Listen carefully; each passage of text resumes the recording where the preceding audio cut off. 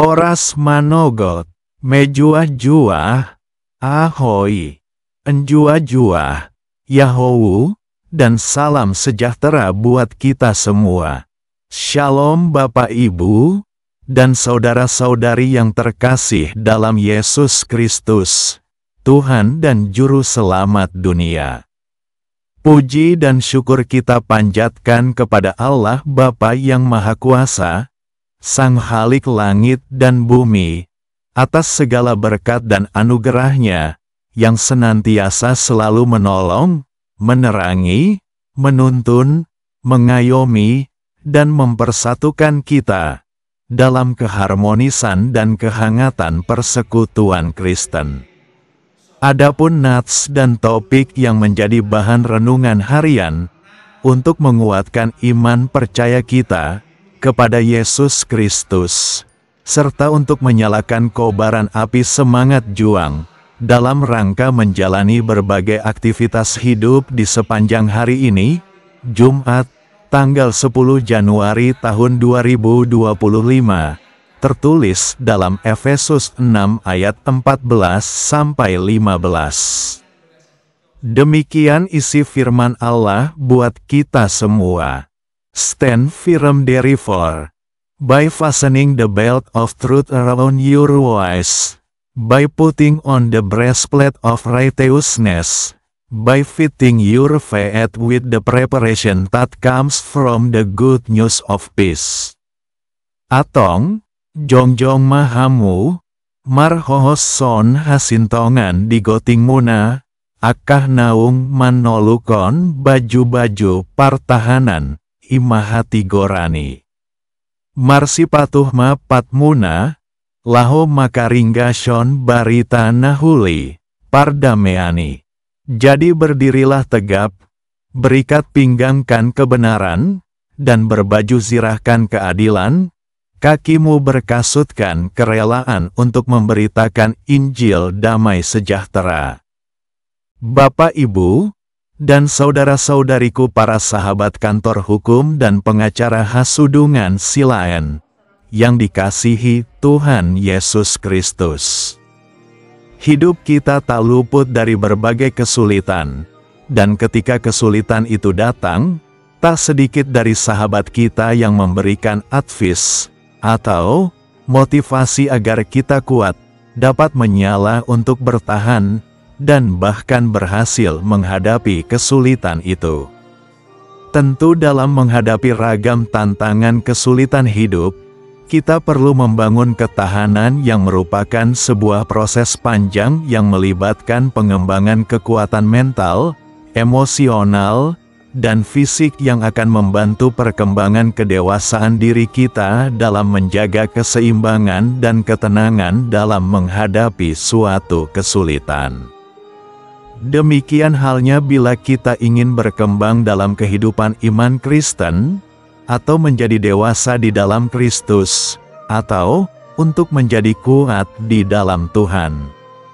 Maka, salah satu cara agar kita dapat bertumbuh kuat dalam kehidupan Kristen adalah dengan mempersiapkan diri kita untuk berperang setiap hari melawan dosa. Nah, jika kita ingin menjadi kuat di dalam Tuhan, maka kita harus memilih untuk mengenakan perlengkapan senjata Allah setiap harinya. Pernyataan ini sangat jelas dan tegas dikatakan oleh Rasul Paulus dalam Efesus 6 ayat 11. Kenakanlah seluruh perlengkapan senjata Allah, supaya kamu dapat bertahan melawan tipu muslihat iblis. Mengapa kita membutuhkan perlengkapan senjata? Jawabannya, karena kita tidak berada di rumah, tetapi kita adalah perantau di negeri yang tidak bersahabat. Dalam arti yang lebih luas, kita tidak hidup di masa damai, tetapi sedang berperang. Kita memiliki musuh yang ganas yang selalu merencanakan bahaya. Kita bergumul, bukan melawan daging dan darah, tetapi melawan pemerintah-pemerintah, melawan penguasa-penguasa, melawan penghulu-penghulu dunia yang gelap ini, melawan roh-roh jahat di udara, Baca Efesus 6 ayat 12. Nas renungan kita pada hari ini menggambarkan sebuah peperangan rohani yang akan dihadapi oleh orang-orang percaya. Oleh karena itu, orang percaya harus memiliki perlengkapan rohani untuk melawan dan menghadapi musuh-musuh, baik yang ada di darat, laut dan udara. Dalam berbagai aspek, orang Kristen dituntut untuk selalu waspada dan memiliki kelengkapan persenjataan Allah, supaya dapat mengadakan perlawanan pada hari yang jahat itu dan tetap berdiri sesudah menyelesaikan segala sesuatu. Baca Efesus 6 ayat 13. Ingat, di setiap medan pertempuran, hanya ada dua kemungkinan, yaitu lolos dalam keadaan hidup atau binasa.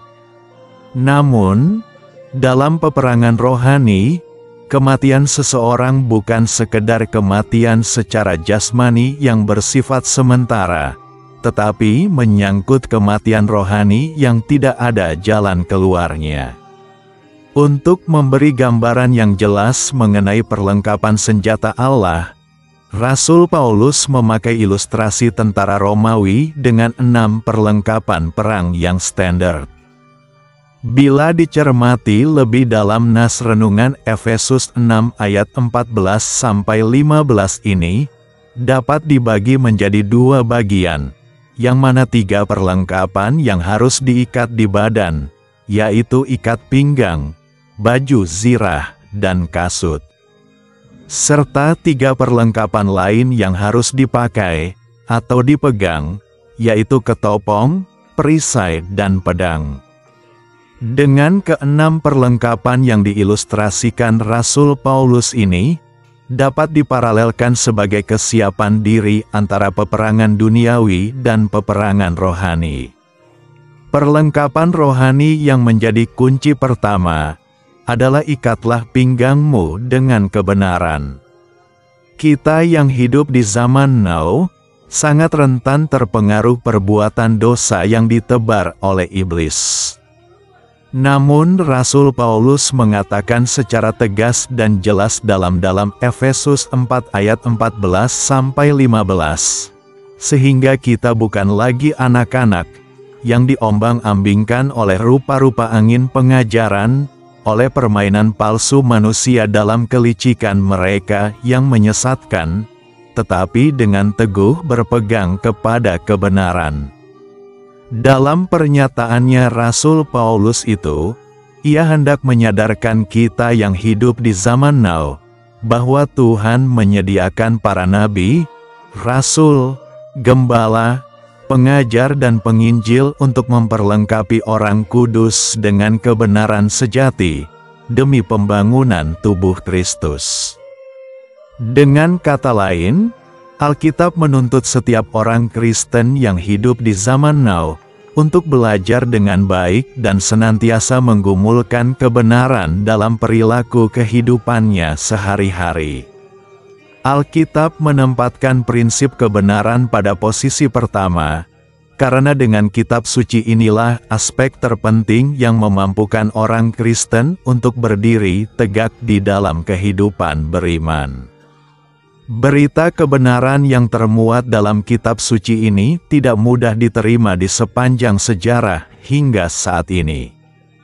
Kita lazim mendengar dan melihat ketika orang percaya berusaha menegakkan kebenaran Alkitab, seringkali orang Kristen harus menghadapi banyak musuh dan perlawanan yang tidak menyukai berita kebenaran itu. Karena membicarakan kebenaran berarti berkonfrontasi dengan inti sentral dari sifat dosa atau ragam karakter iblis. Selain itu, ilmu filsafat dan ragam aliran yang berkembang hingga saat ini, yakni semangat pragmatisme dan relativisme yang sangat bertentangan dengan kekristenan, turut andil memengaruhi manusia dengan paham yang menekankan bahwa di dunia ini tidak ada kebenaran. Ditambah, adanya konsep atau paham skeptisisme yang menyatakan bahwa kebenaran itu ada, tetapi terlalu besar untuk dapat dimengerti dan dikomunikasikan. Secara tidak langsung, paham ini hendak menyatakan bahwa kebenaran hanyalah suatu simbol di tengah dunia. Di abad now ini, skeptisisme relativistik mulai mencapai puncaknya dan muncul dengan ide postmodern era yang menekankan satu filosofi, yaitu dekonstruksi yang mencoba mempermainkan dan menghancurkan semua kebenaran. Jadi, ketika seseorang berusaha menyatakan kebenaran, ia akan dianggap tidak ilmiah. Dengan kata lain, di zaman postmodern ini tak seorang pun dapat menyatakan kebenaran karena segala sesuatu bersifat relatif. Relativisme telah mempersulit kekristenan untuk meyakinkan orang dan dunia supaya kembali dan berdiri di dalam kebenaran firman yang sah dan tegas karena diwahyukan oleh Tuhan sendiri bagi semua orang. Padahal sesungguhnya manusia dituntut untuk mengikatkan diri dengan kebenaran itu. Tuntutan ini memang sangat sulit untuk dilaksanakan, bahkan kesulitan ini sudah menjadi internal problem di dalam kekristenan karena masuknya relativisme ke dalam gereja. Atas adanya perkembangan paham-paham anti-kekristenan itu, mengakibatkan kebenaran atas Injil Efesus 6 ayat 14 yang menyatakan, "Jadi berdirilah tegap, berikat pinggangkan kebenaran," dianggap fiktif belaka di tengah dunia ini. Bagaimanapun juga, Alkitab secara tegas dan terang benderang mengatakan bahwa kebenaran firman Tuhan adalah bersifat sejati hingga dapat dijadikan sebagai basis mutlak. Utamanya, ketika seseorang mulai merelatifkan segala sesuatu, berarti ia memutlakkan dirinya sebagai penentu kebenaran, dan pada saat yang sama, ia menjadi rusak dan berdosa. Karena itu, tak seorang pun dapat menjadi sumber kebenaran selain firman Tuhan. Di zamannya, pelengkapan perang tentara Romawi terdapat 3 macam ikat pinggang, yaitu ikat pinggang lebar seperti rok yang terbuat dari kulit untuk melindungi perut bagian bawah, ikat pinggang kulit untuk menggantungkan pedang dan terompet, dan ikat pinggang khusus sebagai tanda jabatan atau pangkat. Bapak, Ibu, dan saudara-saudari para sahabat kantor hukum dan pengacara hasudungan silaen yang terkasih dalam Yesus Kristus. Ilustrasi Rasul Paulus sebagaimana tertulis dalam Efesus 6 ayat 14-15 yang menjadi renungan harian kita, adalah untuk menunjukkan bahwa kebenaran menjadi kriteria utama dari dignity dan otoritas seseorang, karena kebenaran itulah inti kehidupan di dunia ini. Orang yang hidup dalam kebenaran akan mampu berdiri tegak dan menatap semua orang tanpa bergeming sedikit pun, baik di hadapan penguasa maupun konglomerat, karena harga dirinya orang benar tidak dapat dipermainkan. Meski kebenaran ini banyak yang menolak, dan bahkan ada yang mencoba untuk menggantinya. Sebab menurut konsep dunia dan paham anti-kekristenan, kekayaan dan kekuasaanlah yang membuat seseorang sangat dihormati. Selanjutnya, Rasul Paulus mengilustrasikan kebenaran, atau kedudukan yang benar itu adalah yang datang dari pengorbanan Yesus bagi kita di kayu salib dengan baju zirah. Jika setan silih berganti datang mencoba memberikan pukulan fatal dengan menuduh kita berbuat dosa, ingat bahwa kebenaran Yesus selalu melindungi kita dari hukuman. Baca 1 Petrus 3 ayat 18. Terakhir, sama seperti sepatu yang tepat dapat membantu kita berlari lebih jauh dan lebih cepat tanpa cedera. Kasut rohani yang tepat akan membantu kita menempuh jarak, saat kita bersiap untuk menyampaikan kabar baik, atau Injil tentang perdamaian antara manusia berdosa dengan Tuhan yang kudus. Injil perdamaian ini telah menjembatani kesenjangan antara orang-orang yang dulunya bermusuhan. Kabar ini adalah kabar baik yang harus selalu siap kita bagikan kapanpun dan dimanapun. Kasut rohani ini berbicara tentang hati yang rela untuk mengabarkan Injil damai sejahtera. Kerelaan hati berbicara tentang siap sedia setiap saat untuk memenuhi panggilan Tuhan. Dalam Matius 26 ayat 41, sangat tegas dan jelas dikatakan, "Berjaga-jagalah dan berdoalah, supaya kamu jangan jatuh ke dalam pencobaan. Roh memang penurut, tetapi daging lemah." Kita selaku orang percaya dan pengikut Kristus diharapkan menjadi seseorang yang berjaga-jaga dan menjadi seseorang yang punya kesadaran rohani untuk bereaksi dengan cepat sesuai dengan kehendak Tuhan. Mazmur 119 ayat 105 mengatakan, "Firman-Mu itu pelita bagi kakiku dan terang bagi jalanku."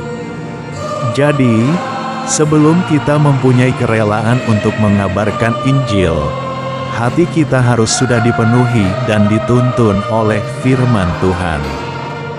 Nats firman Tuhan dalam Efesus 6 ayat 14-15 yang sampai ke kita pada hari ini melalui Rasul Paulus, secara kontras memerintahkan bagi kita semua anak-anak Tuhan, untuk jadi berdirilah tegap, berikat pinggangkan kebenaran dan berbaju zirahkan keadilan, kakimu berkasutkan kerelaan untuk memberitakan Injil damai sejahtera. Karena kebenaran itu sangat signifikan dalam peperangan rohani. Oleh sebab itu, persiapan diri dan gunakanlah senjata rohani kita dari Allah untuk melawan musuh kita agar kita memperoleh kemenangan sejati. Sebagai para dombanya, mari kita menghadirkan Injil dan kebenaran bagi semua orang dimanapun dan kapanpun. Demikian firman Allah yang menjadi bahan renungan buat iman kita di hari Jumat tanggal 10 Januari tahun 2025. Selamat beraktivitas dan berkarya, semoga kesehatan dan kesuksesan, serta berkat karunia lainnya, senantiasa selalu melingkupi perjalanan hidup kita. Salam dari seorang anak manusia Nalilu yang bernama Hasudungan Silaen, tinggal dan berdomisili di kota Medan, Provinsi Sumatera Utara Sumut. Ruas atau Jemaat HKBP Sidorane Resort Medan Timur, Distrik 10 Medan Aceh. Shalom, Mejuah Juah, dan Horas Hubata Haganupan. Sayonara, sampai jumpa.